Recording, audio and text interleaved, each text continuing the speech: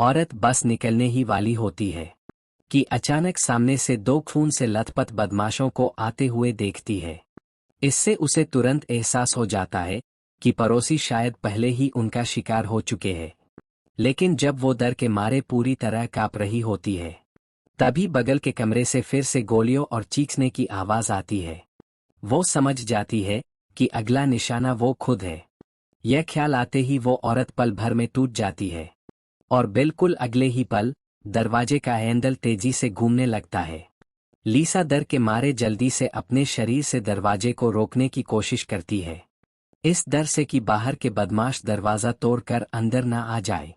पर किसने सोचा था कि ठीक इसी वक्त बेटी आवाज सुनकर वहां आ जाएगी। इमरजेंसी में वो जल्दी से इशारा करके बेटी को कमरे में वापस भेजती है। दिल ही दिल में दुआ करती है कि बाहर के बदमाश जल्दी चले जाए। खुशकिस्मती से थोड़ी देर में दरवाजे के बाहर हलचल बंद हो जाती है। यह सोचकर कि बदमाश शायद जा चुके हैं, लीसा जल्दी से सोफा खींचकर दरवाजे को ब्लॉक कर देती है। ना जाने कितना वक्त बीत गया और फिर बाहर से पति की आवाज आती है और फिर पता चलता है कि बाहर सड़कों पर हर तरफ बदमाश है जो विदेशियों को चुन चुन कर मार रहे हैं। पूरा परिवार अब वहां एक पल भी रुकने की हिम्मत नहीं करता। वो लोग बिल्डिंग की छत पर जाकर मदद मांगने का फैसला करते हैं।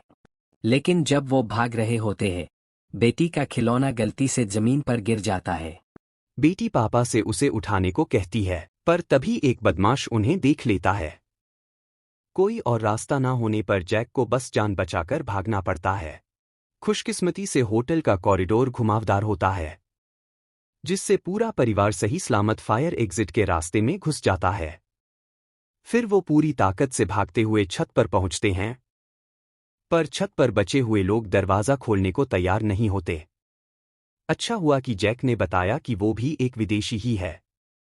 तब जाकर बचे हुए लोगों ने उनके परिवार को अंदर आने दिया। छत पर इतने सारे बचे हुए लोगों को देखकर परिवार की सांस में सांस आती है। लेकिन उनकी यह खुशी 2 मिनट भी नहीं टिकती। जब जैक डर के मारे देखता है कि नीचे पूरी तरह बदमाशों की भीड़ जमा हो चुकी है, वो चिल्ला रहे होते हैं कि सारे विदेशियों को खत्म करना। जब सब डर के मारे परेशान होते हैं कि क्या किया जाए, तभी उन्हें एक हेलीकॉप्टर छत की तरफ आता हुआ दिखता है। पहले उन्हें लगता है कि यह कोई रेस्क्यू टीम है, पर जैसे ही हेलीकॉप्टर पास आता है, उन्हें दिखता है कि उसमें एक हथियारबंद बदमाश है। बदमाश गन लेकर अंधाधुंध फायरिंग शुरू कर देता है। बचे हुए लोग मरने और जख्मी होने लगते हैं, लेकिन बदमाश फिर भी नहीं रुकता। एक चक्कर काटने के बाद वो बचे हुए लोगों पर फिर से फायरिंग शुरू कर देता है। जैक समझ जाता है कि बदमाश सबको मार देना चाहता है। जैक जल्दी से अपनी पत्नी और बच्चों को एक सेफ कॉर्नर में ले जाता है, पर लगता है हेलीकॉप्टर ने उन्हें देख लिया है और उनके चक्कर काटकर फायरिंग कर रहा है। देखते ही देखते पूरा परिवार मुसीबत में फंसने वाला होता है। तभी हेलीकॉप्टर का फैन पास के बिजली के तारों से टकरा जाता है और वो आउट ऑफ कंट्रोल होकर क्रैश हो जाता है।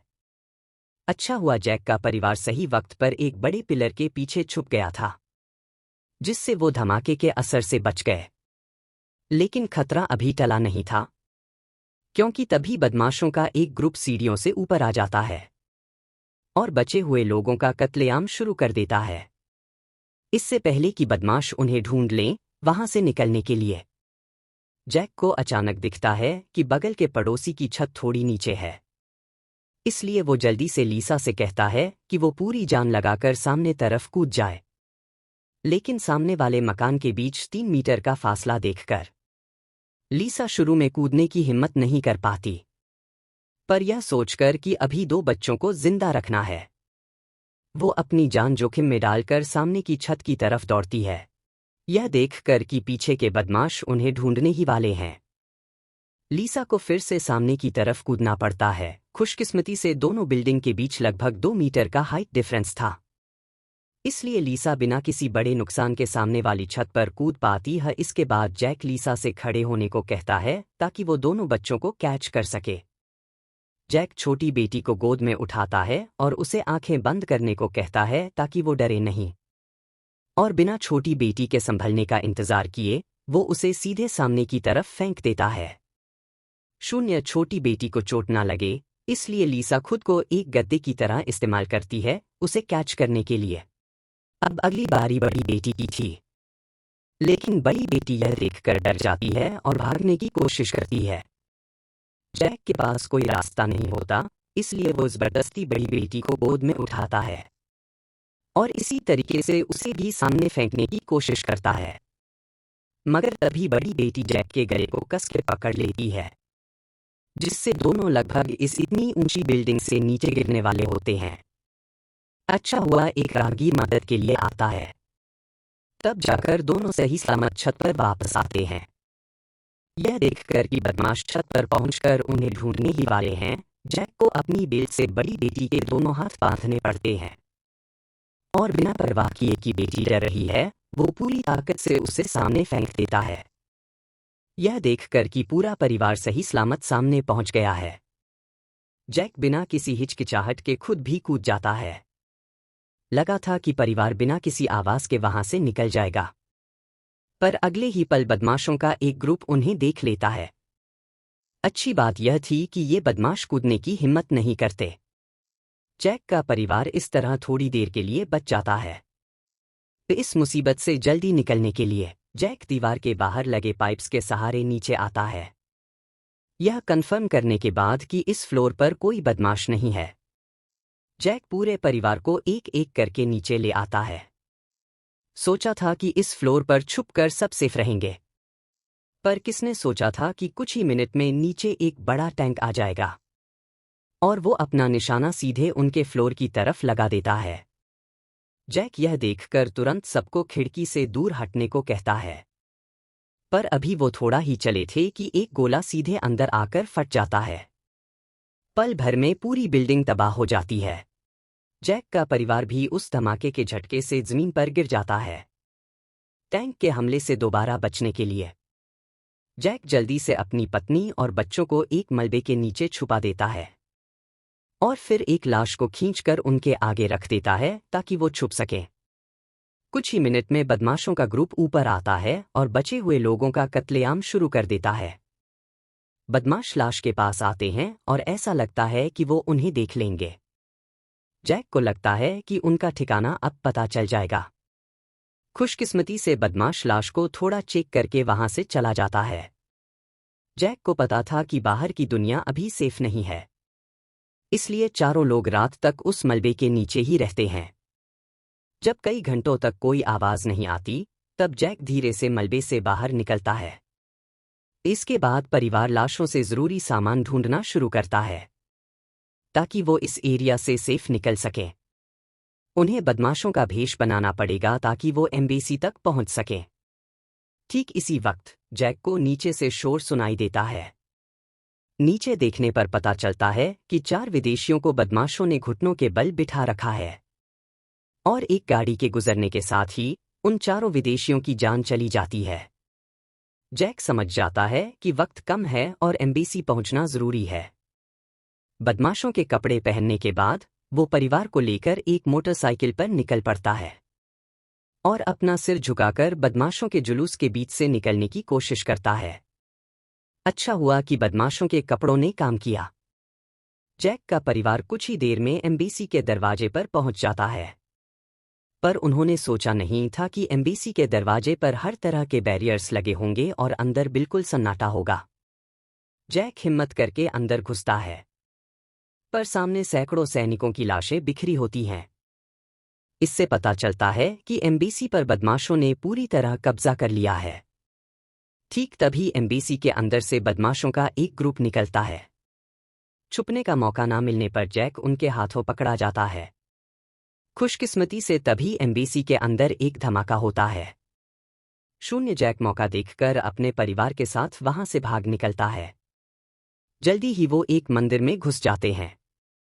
वहां के मोंक उन पर रहम खाते हैं और उन्हें छुपा देते हैं, पर बदमाश निशानों का पीछा करते हुए वहां भी पहुंच जाते हैं। मोंक उन्हें रोकने की कोशिश करते हैं, पर बदमाश उन्हें धक्का दे देते हैं। तभी बड़ी बेटी देखती है कि एक बदमाश ने अपनी गन एक तरफ रख दी है। जब बदमाश दूसरी जगह सर्च कर रहे होते हैं तभी पापा आगे बढ़ते हैं। पर पापा की आहट से बदमाशों का ध्यान उनकी तरफ चला जाता है। पापा जल्दी से एक पेड़ के पीछे छुपते हैं। मम्मी मदद के लिए पेड़ों से बाहर आती है और बदमाशों का ध्यान भटकाती है। बदमाश मम्मी को पकड़कर जमीन पर गिरा देता है। पापा यह देखकर एक पत्थर उठाते हैं और बदमाश के सर पर दे मारते हैं। उसके हाथ से गन छीनने के बाद पापा गन तान देते हैं। वो ट्रिगर दबाते हैं पर पता चलता है कि गन में गोली ही नहीं है। तभी बदमाशों का एक बड़ा ग्रुप वहां आ जाता है और बच्चों को पकड़ लेता है। वो परिवार को उनके बॉस की तरफ देखने पर मजबूर करते हैं। दूसरी तरफ बदमाश मम्मी को एक पत्थर की टेबल पर गिरा देते हैं। फिर उनका बॉस मम्मी के कपड़े फाड़ना शुरू करता है। बच्चों के सामने ही बॉस मम्मी के साथ बदतमीजी करने की कोशिश करता है। ठीक इसी नए मोड़ पर परिवार को पहले बचाने वाले अंकल वहां आ जाते हैं। वो अंकल और उनका साथी एक एक्शन दिखाते हैं और तेजी से फायरिंग करके वहां के सारे बदमाशों को ढेर कर देते हैं। परिवार आखिरकार बच जाता है। फिर अंकल सबको लेकर अपने ठिकाने पर आते हैं। वहां परिवार को आखिरकार खाना मिलता है। फिर अंकल जैक को बताते हैं कि अगर वो सामने वाली नदी के सहारे कुछ किलोमीटर चलें तो वो वियतनाम के बॉर्डर पर पहुंच जाएंगे। अगर हम बॉर्डर पार कर गए तो वियतनाम हमें शरण दे देगा और हम सेफ हो जाएंगे। अब जैक को भी सच पता चल जाता है कि अंकल असल में ब्रिटिश सीक्रेट सर्विस के एजेंट हैं, जो आमतौर पर होटल में ही रहते हैं और यह उनका एक सीक्रेट ठिकाना है। अब इन बदमाशों की वजह से वहां कोई गवर्नमेंट नहीं बची है। फिर अंकल परिवार को आराम करने को कहते हैं ताकि 4 घंटे बाद वो निकल सकें। जब जैक सोकर उठता है तो वो देखता है कि अंकल दीवार के पास ध्यान से खड़े हैं। जैक उठता है पर अगले ही पल फायरिंग की आवाज आती है। सब चौंक कर उठते हैं और जल्दी से दीवार के नीचे छुप जाते हैं। फिर अंकल की फायरिंग के सहारे सब सीढ़ियों से नीचे भागते हैं। पर अगले ही पल अंकल के साथी को एक गोली लग जाती है और वो मारा जाता है। सामने वाले बदमाश फायरिंग जारी रखते हैं पर अंकल उन्हें हेडशॉट दे देते हैं। अंकल को भी गोली लग जाती है। आखिर में अंकल गन उठाते हैं और मुश्किल से सामने वाले शूटर को खत्म करते हैं। अब अंकल के पास ज्यादा जान नहीं बची होती। वो मरने का नाटक करके परिवार को वहां से भेज देते हैं। अंकल अपनी आखिरी सांस तक लड़ते हैं और एक पीछे आ रही ट्रक के बदमाशों को ढेर कर देते हैं। फिर जैक आखिरकार बॉर्डर के पास एक छोटी नदी के पास पहुंचता है। मम्मी और बेटियों को छुपाने के बाद जैक अपनी घड़ी और जूतों के बदले वहां के एक लोकल से एक छोटी नाव मांगता है। पर तभी बदमाश उन्हें ढूंढते हुए वहां आ जाते हैं। वो लोकल उन्हें बचाने के लिए एक पुरानी खराब नाव में जैक के परिवार को छुपा देता है। पर बदमाशों को बेखौफ बनाना इतना आसान नहीं था। वो जल्दी ही जैक को ढूंढ लेते हैं। जैक लड़ने की कोशिश करता है पर उनकी भीड़ के आगे टिक नहीं पाता। कुछ ही देर में जैक को काबू कर लिया जाता है और उनका बॉस गन निकालकर जैक पर तान देता है। छोटी बेटी यह देखकर बर्दाश्त नहीं कर पाती और सीधे आगे आती है। पर उसका यह आगे आना बॉस को गुस्सा दिला देता है और वो जैक के कंधे पर गोली मार देता है।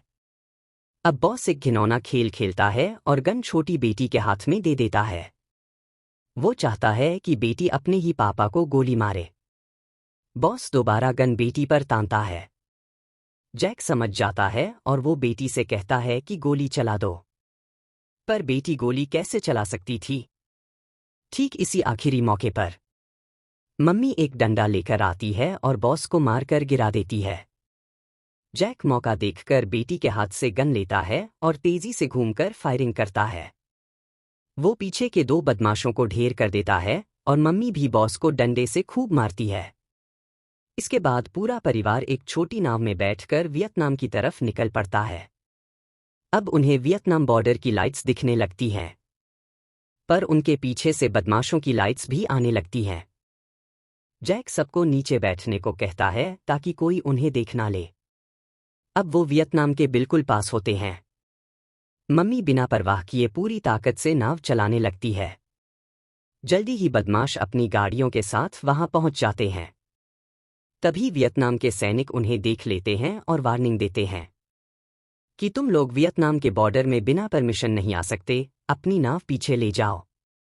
पर जैक अब इस सब की परवाह नहीं करता और नाव वियतनाम के बॉर्डर के अंदर घुस जाती है। अगले ही पल वियतनाम के सैनिक अपनी गन्स उन बदमाशों पर तान देते हैं। सैनिक इंग्लिश में वार्निंग देते हैं, बदमाश आखिरकार पीछा करना छोड़ देते हैं और जैक समझ जाता है कि उसका परिवार आखिरकार सेफ है। जल्दी ही वियतनाम के सैनिक उन्हें हॉस्पिटल ले जाते हैं और इस तरह उनका पूरा परिवार सही सलामत बच जाता है।